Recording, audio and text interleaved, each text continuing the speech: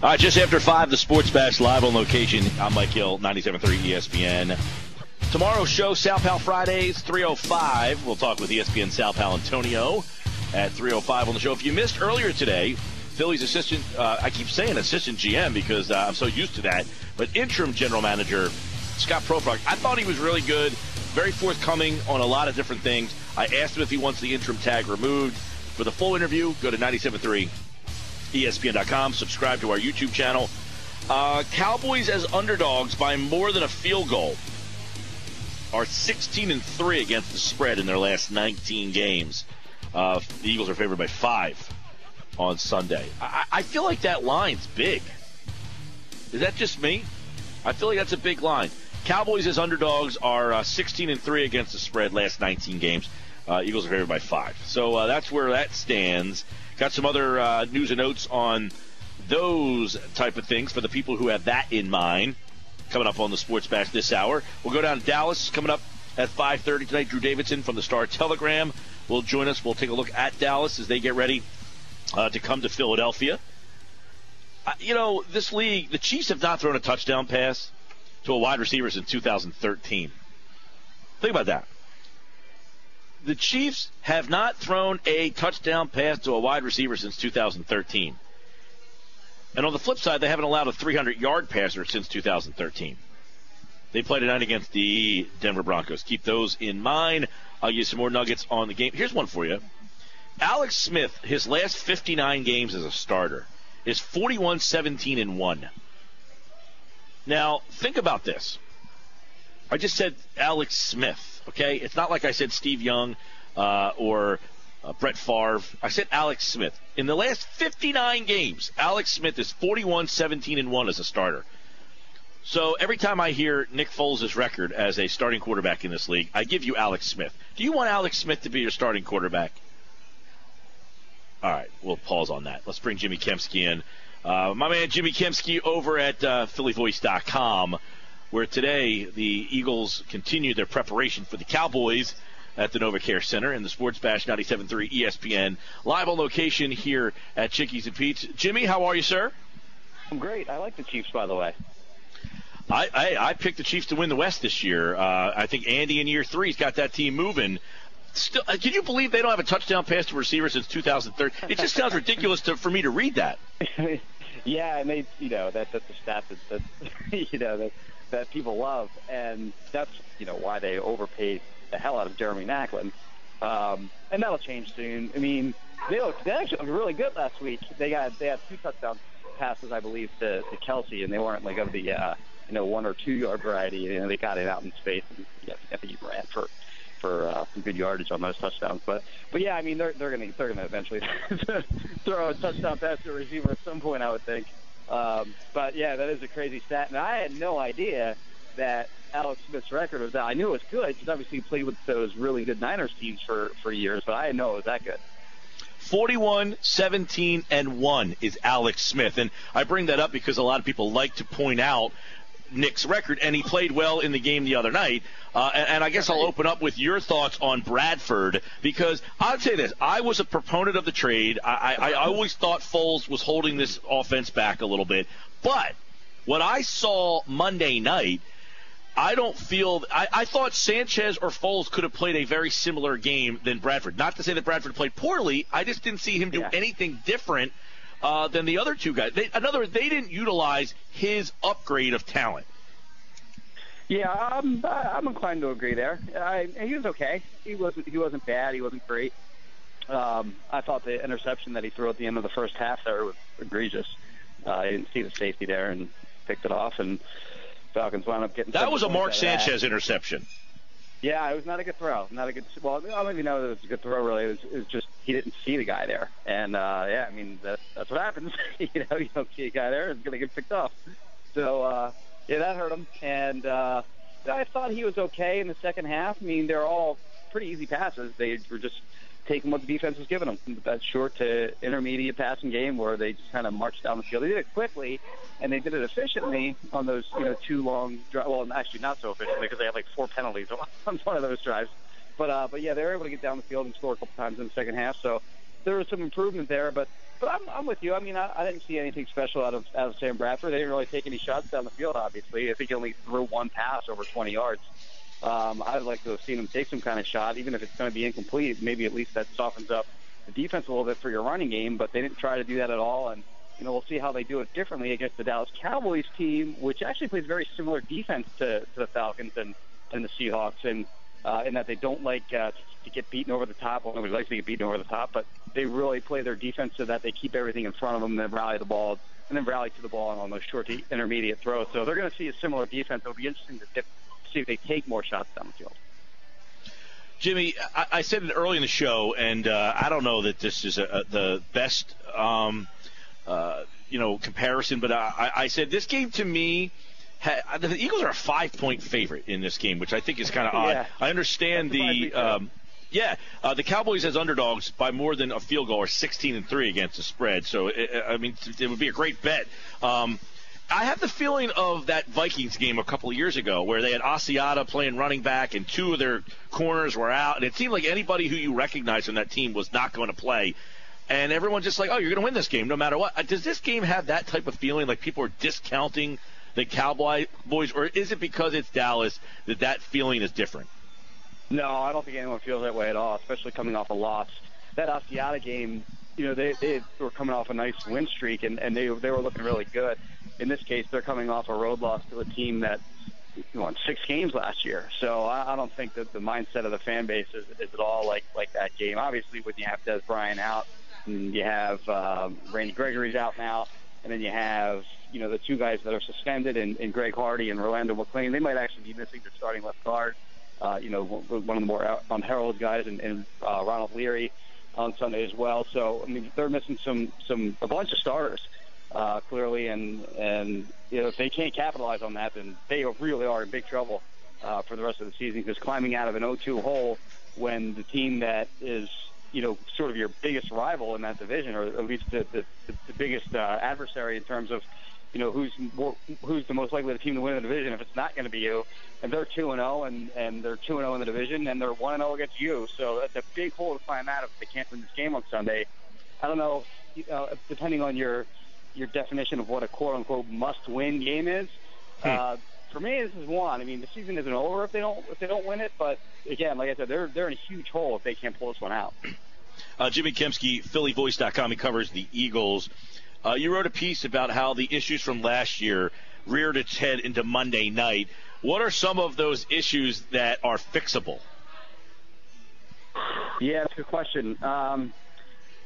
Turnovers, I don't know how fixable they are. Because that's just a team-wide kind of thing. It's just that's about good quarterback play, and it's about holding on to the football when you're carrying it, which they did in Week 1. They didn't have any fumbles or anything like that. And then you have the biggest problem, in my opinion, last year were the X plays on defense, the big plays in the passing game, and obviously they gave up a few of those. The Julio Jones, the 44-yarder was a killer. The 20-plus yarder on the touchdown to Jones over the head of Maxwell was another killer. So they haven't really cleaned that up, and that's been a big point of emphasis over this offseason, both in terms of bringing in personnel of guys in the secondary who are supposed to stop that kind of thing, and then they talked about quote unquote not biting the cheese and falling for things underneath and falling for play action and things like that. Not that they did that against the Falcons, but they were just beaten. They're just beaten deep on a few occasions. So that's something that still has to improve. I think that's something that can improve, but certainly that we didn't see much improvement there from last year to this year. They gave up 5 plays of 20-plus yards, which puts them on pace for more than what they had last year. Obviously, Julio Jones is a great receiver, so that's to be expected to some degree, but certainly disappointing that they weren't able to lock him down a little bit better than I think some people hoped heading into that game. And the offensive line is an issue where you have those 2 new starting guards. I thought Gardner played better in the second half. I think Barber had a bad game overall, both in the first half and the second half.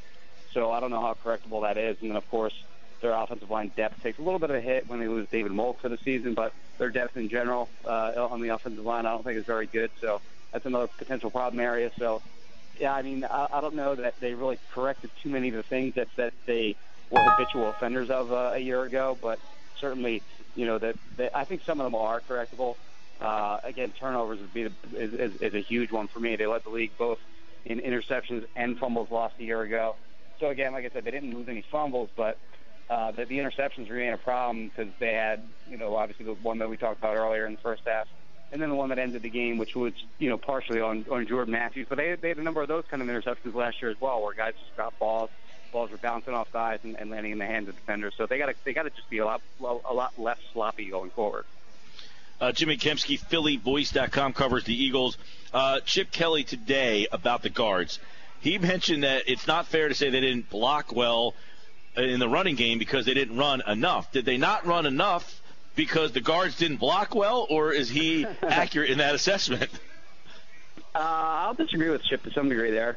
I mean, they got blown up on a few of those running plays. The play where DeMarco lost like 37 yards, they got blown up on that play. There's another play on the other end of the field when they were going left to right where I think it was Barber. Just got jacked up into the backfield, and that play was just completely blown up. So, I mean, like you said, they didn't run the ball that much. So, it's maybe somewhat unfair to say that they got destroyed all game because they didn't run that much, but when they did run, they didn't block well. So, like, I don't think it's unfair to say that they didn't run block all that well. It's a question that I don't think he really wanted to answer. Certainly, he doesn't want to throw his guys under the bus, and I don't think there's really a good answer for to that question because the truth is, I mean, they just really didn't run block all that well. So, well, right. He didn't want to say that.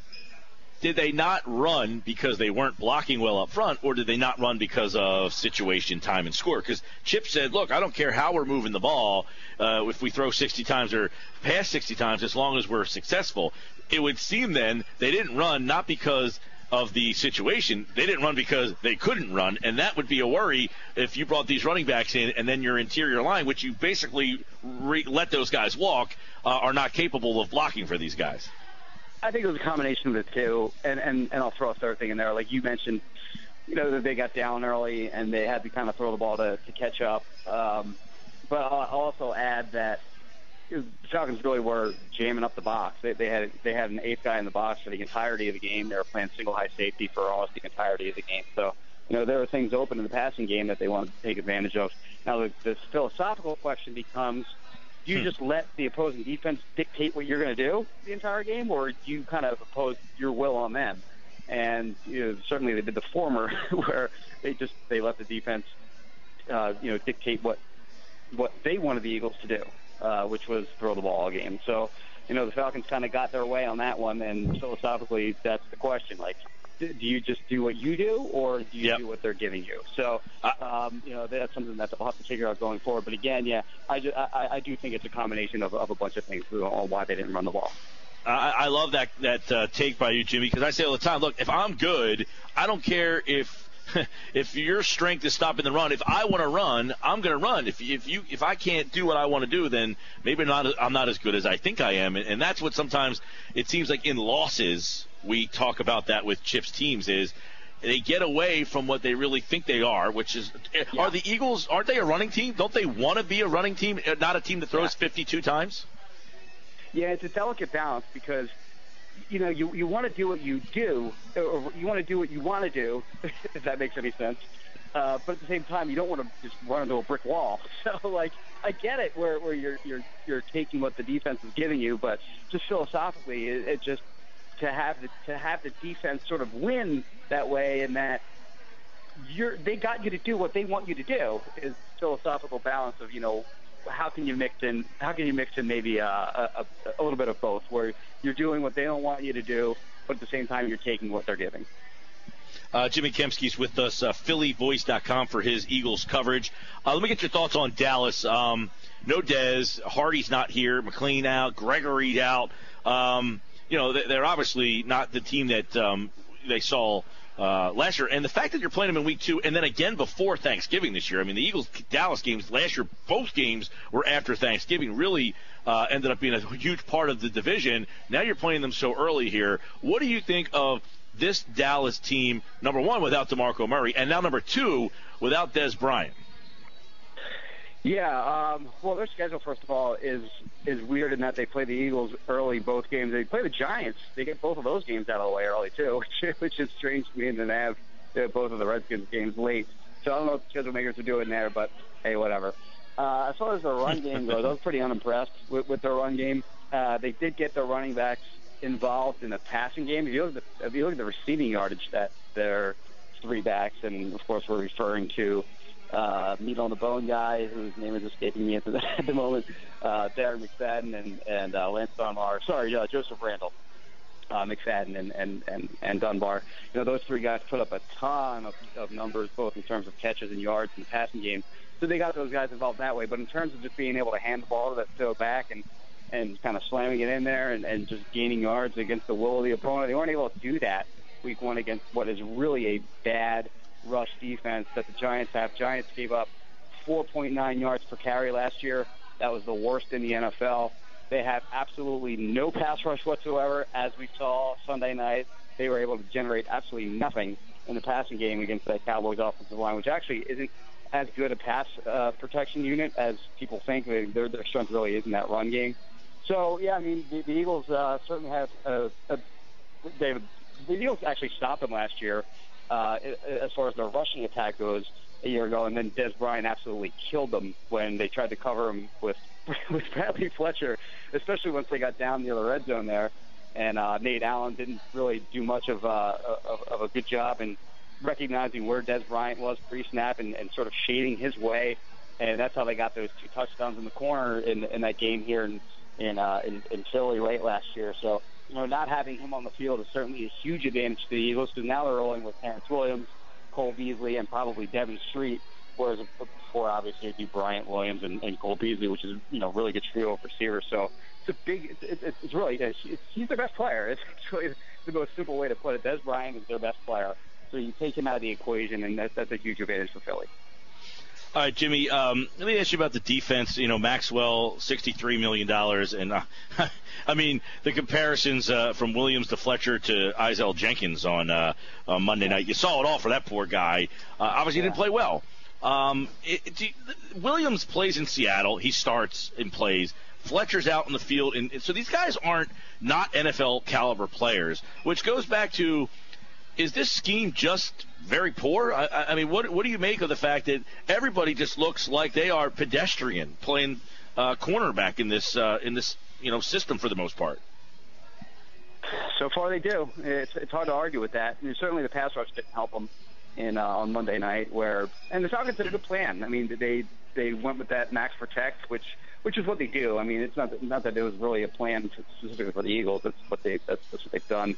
Since Matt Ryan's been there, they play max protect. They really make sure they block it up, and then they only have a few receivers out in the pattern. Which, when you have the guys that they have, like Roddy White and Julio Jones, you don't need that many guys out in the pattern. So, they were able to keep the Eagles' pass rush at bay. I think the Eagles' pass rush has to do a better job getting to the quarterback, no matter what kind of protection they have in there. They just really didn't put any kind of pressure whatsoever on Matt Ryan. Fletcher Cox got in there a couple times. Connor Barwin got in there a couple times. But otherwise, they're just completely quiet. So those guys were free to run across the field and run complex routes and get open. And you're right. I mean, you see Bradley Fletcher get toasted. He's starting somewhere. I don't know if he's starting anywhere, but he's still in the league. Gary Williams got toasted here repeatedly last year. He's starting with Seattle. So, I mean, it's just been, one corner after the next that's really been victimized in this Eagles defense. And maybe there is something to, maybe the scheme is putting those guys maybe not necessarily in the best position to succeed. All right, the pass rush we heard so much about, they did not get to Matt Ryan all that often, and that offensive line is somewhat pedestrian in Atlanta. Is that a matchup where Dallas has a big advantage that they can utilize to keep this game and shorten it? Maybe. The strength of that Dallas O-line is in the run game. I call them an average pass protecting unit. So if they do try to go max protect the same way that Atlanta did, I think that'd be a smart way to go about it. Of course, Dallas doesn't have the receivers that Atlanta does with Des Bryant out, so I don't know how successful that'll be. But, yeah, I think the Eagles can get after Tony Romo. They got after him certainly in the Thanksgiving game last year. They were able to get to him, and they were able to beat Cowboys' offensive line. The Eagles really do have a bunch of talented pass rushers from Connor Barwin. Brandon Graham was completely quiet against the Falcons, but he's been able to get to the quarterback in his chances. Vinny Curry has certainly been able to get to the quarterback when he's gotten chances.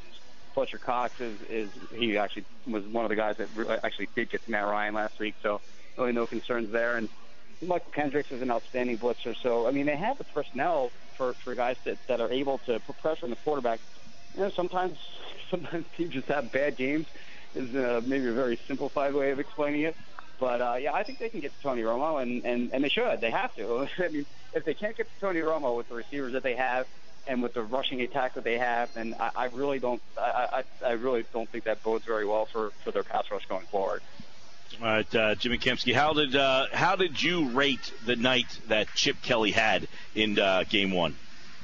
I thought he got outcoached. Yeah, I thought the Falcons did a really nice job. And it's difficult, to be clear, when you're facing a team with a new head coach, because you don't know what they're going to do. The Falcons showed nothing during the preseason, so the Eagles had no idea what they were going to do offensively, no idea what they were going to do defensively, and it's hard to go. I mean, we saw it, Week 1, 2013, when Chip Kelly was a new coach, and they absolutely just did whatever they wanted to the Redskins.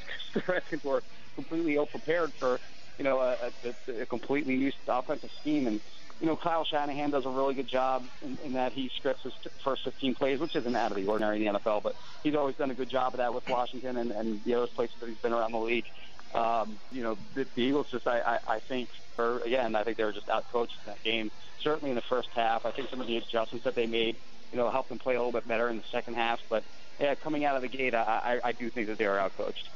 Here's Jimmy Kempski at Jimmy Kempski for more on this game. PhillyVoice.com for all his Eagles coverage. And, of course, right here on the Sports Bash 97.3 ESPN.